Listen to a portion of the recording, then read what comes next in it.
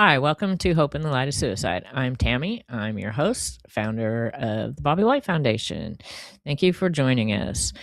Um, it's a busy time of the season, sometimes good and bad, but we'll get into that. First, I want to thank Area 52 Media Group and John Gaston for producing our show, letting us bring this information to you. It means the world to me. And also, one of our sponsors, to Lynn Gaston with the mortgage firm, Everything Mortgages.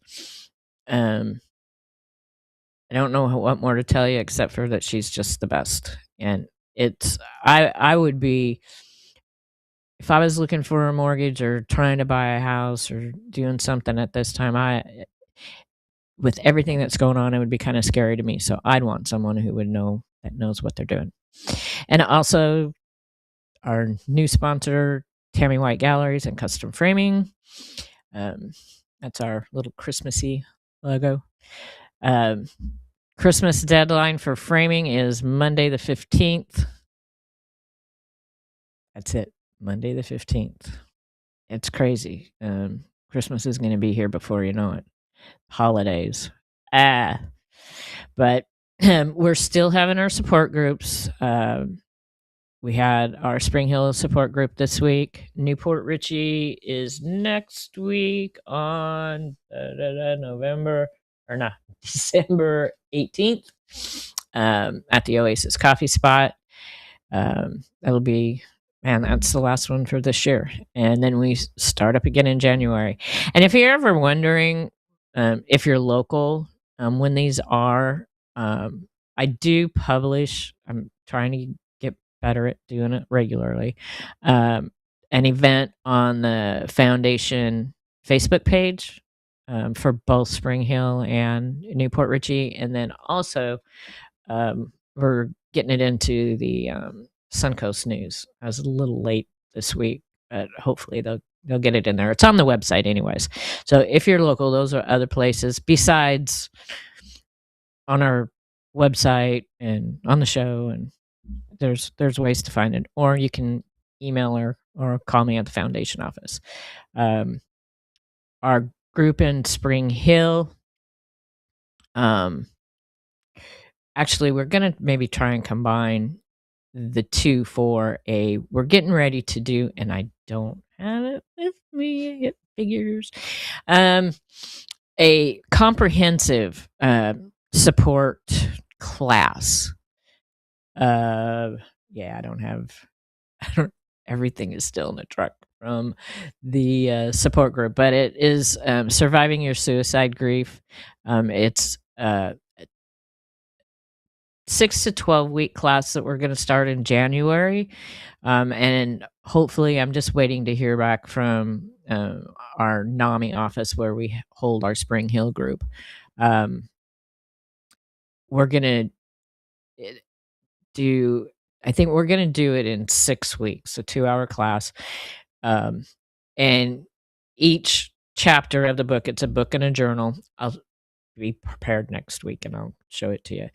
But it's not going to be virtual, so it's going to be in person. So if you're locally, and it's going to be just down, we're only going to have like 10 people participating. And right now we have 1, 2, 2, 4, 6. So we only have 4 more spots. But it's the 10 touchstones of suicide grief from Dr. Wolfelt's book and journal. And we're finally getting ready to launch. We're going to launch that in January for 6 weeks on a Saturday. Like I said, we're waiting to hear from NAMI so that we can confirm the dates and times. And hopefully, our goal is to have at least one more class in 2026. So anybody from, even our Pasco support group, and most of the ones are in our Hernando support group, will be participating in that. And also, I did speak with, and we're getting that to move forward now is a walk for Hernando County, which will probably be held in the city of Brooksville. They're all excited about it. So that's moving forward for next year. So the plan is 2026 is going to be big. To have the Pasco Walk for Hope in Newport Richey and Hernando Walk for Hope, which will be held in Brooksville. We have yet to pick out the park and all that. We're just started getting things rolling. And like I said, they're really excited about it. This person that I spoke with was surprised that they've never had a walk like this for their community. So they're super excited about it. And we're excited about it. So, yeah, just there's a lot going on. But what I wanted to do I titled this show "The Highs and Lows of the Holiday Season," because that's the way it is for a lot of people. This time of year, and the retailers and everybody, they hype up Christmas and all happy and joyous and buy presents and do all this party and all this, and it's not that way for everybody. And this week, again, it hit home for a lot of us in our community. And I hadn't had time to pull some pictures together, but I am going to do that next week, because it's going to be our last show for the holidays. We lost a member of our community. He was in several of our networking groups.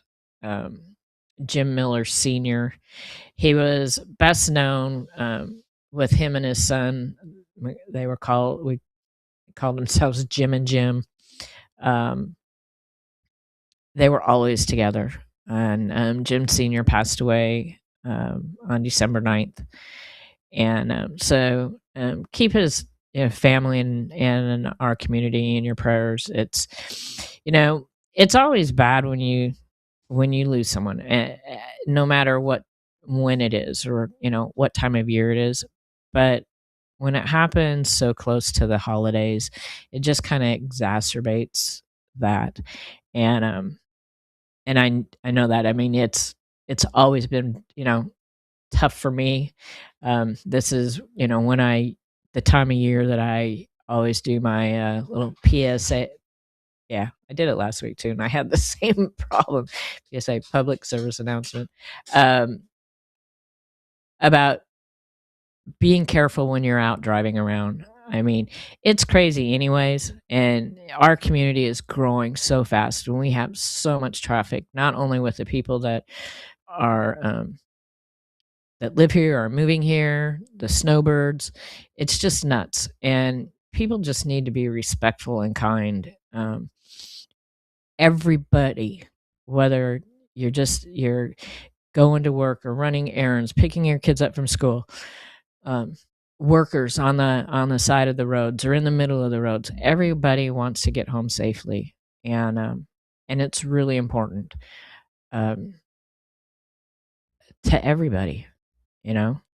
I know because it happened to me, and even still, all this time later, it still hits home. And even when I don't even think about it, but I can tell in my mood, or maybe somebody else could tell. I don't hide my feelings very well, but just be mindful and be kind, and because it's hard. I don't know. That's just the way it is. So I'm trying to remember.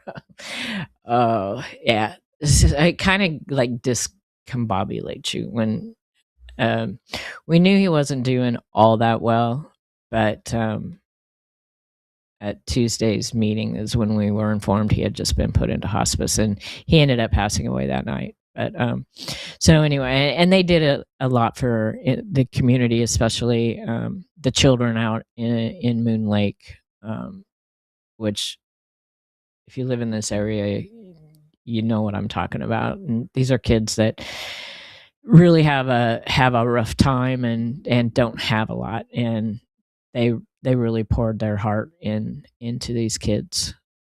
So, and Jim Jr., it's going to be rough for him, um, and his family. So, um, yeah. So, what can we do during these times to make things a little bit better for us? I pulled out a book, and it's a book that I had already read, but and I'm trying. I can see that. I don't know if my glasses aren't working very well. Oh, there you go. That's even better for me. um, things that you can do to make things a little bit better. Don't hide your feelings. You can put it back smaller if you want, because I can read it on the other one too. There. Oh gosh. You got to feel your feelings. Like I said, I wear my feelings on my shoulder. I can't hide my feelings. I can't pretend things are okay when they're not okay. It's just not me. But you got to feel your feelings, because you can't keep this stuff down inside. It's not healthy. Mentally, it's not healthy. Physically, it's just not. Ways that you can do that is write, journal, and be specific about your feelings and your emotions, because again, you have to feel them. We were talking about this at our support group, how some people um, they internalize everything, but you can actually see it physically on them. Their health deteriorates. I know a couple of people like that, and it's sad. It's sad, and that's one thing that, I've been scared of since losing Bobby, was broken heart syndrome. The one thing I did not want to do is die from a broken heart, and I know that it's real because it happened to my uncle, and it is real. I'm coming up on 10 years, and to me, if I can make it to 10 years, I think I'll be good. Don't resist your grief. Again, don't hide it. You gotta go through it. It's hard, it's not fun, it's not easy, but you're gonna be much, much better off in the long run if you just don't resist it. It's it's part of it. It's part of healing, you know? Um, show yourself compassion. Don't be so hard on yourself. If granted, you'll have those people, and there's a lot of them that, oh, they're just so happy and lucky, and oh, the holiday season is so fun and joyous, and you're just not feeling it, and you're like, oh man, why can't I be like that? Just don't be hard on yourself. You're learning, you're growing, you're healing, and it's part of it. It's a journey. It's not a sprint. It's not something that you're going to get through like, oh, I'll be done with this in this amount of time. No, it's not going to be that way. It self-compassion is so important. And again, at our groups, it's we have more compassion, and I can't think of the other word I was thinking of the other night, that we give towards other people that are going through a difficult time, more so than we do for ourselves. Now, how fair is that? We do it for other people, but it's hard for us to do it for ourselves. And that's something that we really, really need to think about, and kind of turn the narrative around a little bit. Give it to yourself first.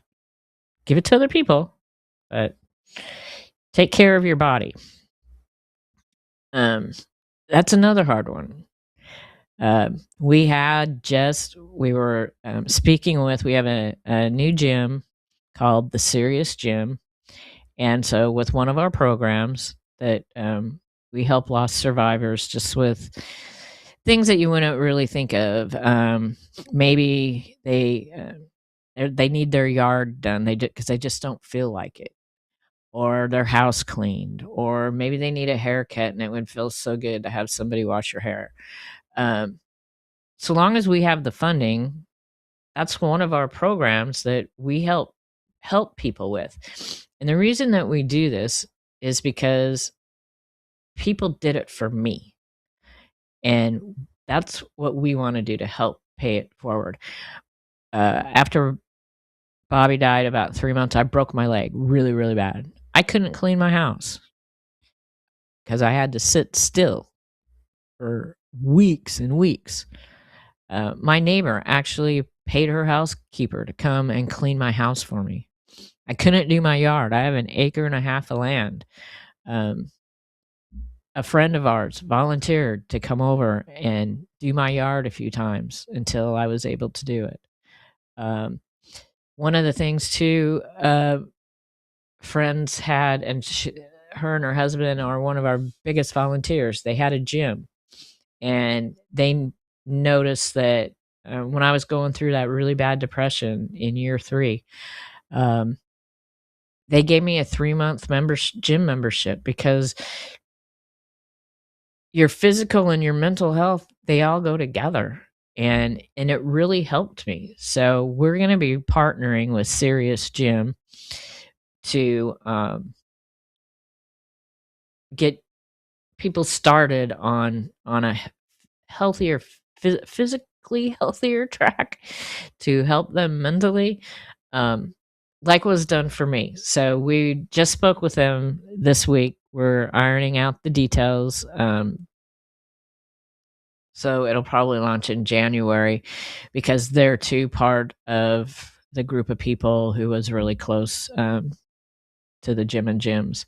So it's kind of been a rough week getting things together, meeting and talking. So we got our initial talks in, and we're going to move forward and hopefully and have things set up by the first of the year, which we also have a massage therapist. Who else? We had a chiropractor, but he moved back to Tampa.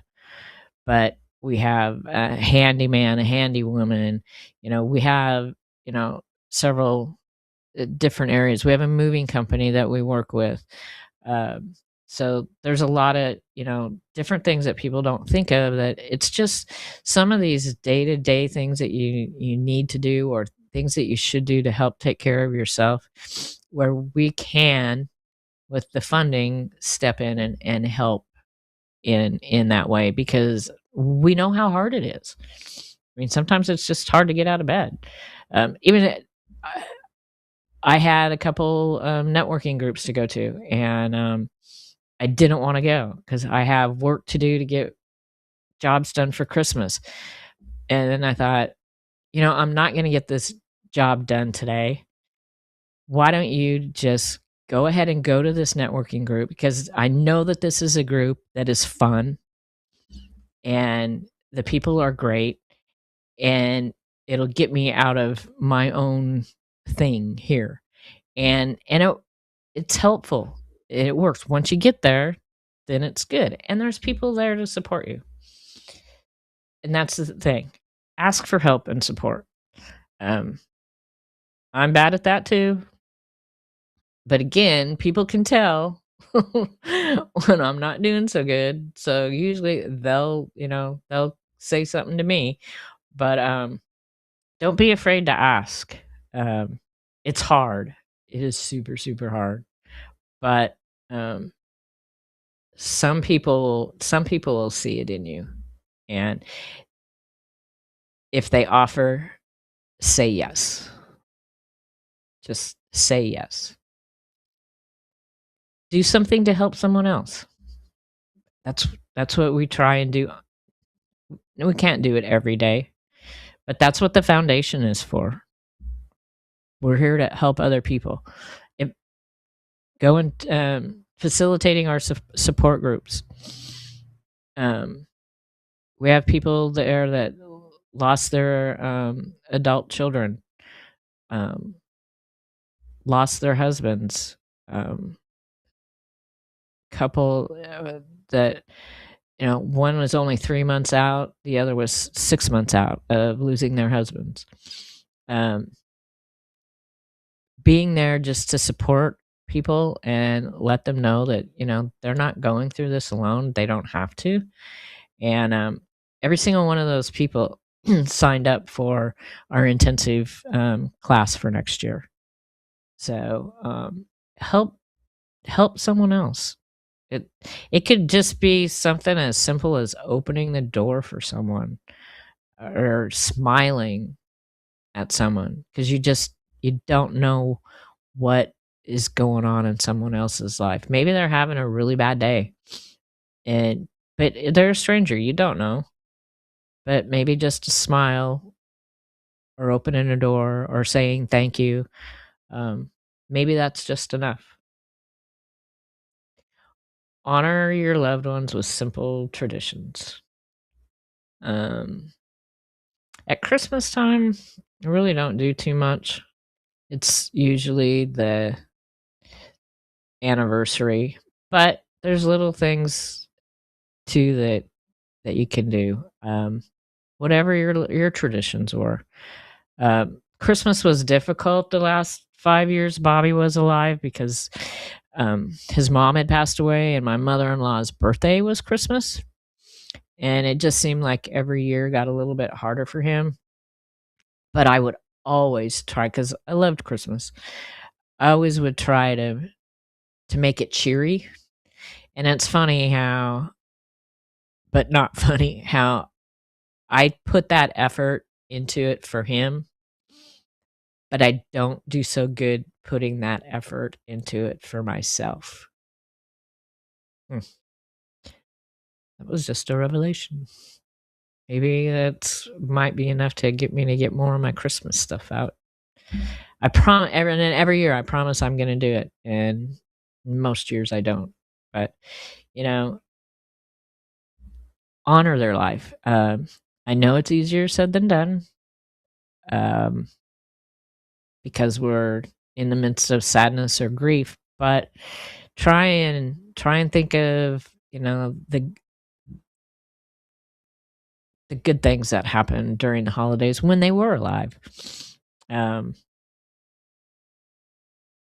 just think of him. I guess maybe one thing that I do, I guess I have to take kind of that back, is he loved to cook. And so I've kind of like taken that and embraced that, is to cooking what he would cook. Like I do it on Thanksgiving. I make his dressing, whether I had Thanksgiving here at home with friends or by myself or with family. I that was his main thing, especially when we had it at family. And I kind of been doing that more and more too at Christmas. So I guess I do a little bit of that, but I could do a lot more. But that's, don't put too much on yourself. Don't have those super high expectations. Tell others what you need as specifically as possible. People don't always know what you need or what you want. And sometimes we don't even know. But if you're having a hard time, let people know, because people are there to help you, and they will. It's amazing. Leaving this meeting, one of the gals, and I haven't even known her all that long, but she can tell that during this time period, I struggle. And she just comes up and gives me a hug and, says, if you need anything, I'm here if you want to talk. And I appreciate it. And whether or not I take her up on it, That's another thing. But, people want to help, and let them. I know it's not easy. Probably none of this stuff is easy, but it will make it better for you during the holidays. It's yeah, to see. Uh, so, and like I said, just remember to be kind. I mean, and that, and really, and I say this, and then I think about myself and my actions sometimes, because a lot of times with grief comes anger, and it can be displaced, and I try and do better about it, but sometimes my patience, like, again, with people driving, it's always been that way, but I try to be a little bit more cognizant of it. Um, who else? Oh, customer service reps. They have a really hard job, and I know because my cousin's been doing it forever, and if I couldn't imagine talking to my cousin the way sometimes I have talked to customer service reps. But you just get irritated because sometimes you feel like they're not doing their job, and you have to do their job for them. But that's where, again, remember to be kind. You don't know what's going on with them. I don't, and I could do better there. I could. I will. I'm trying.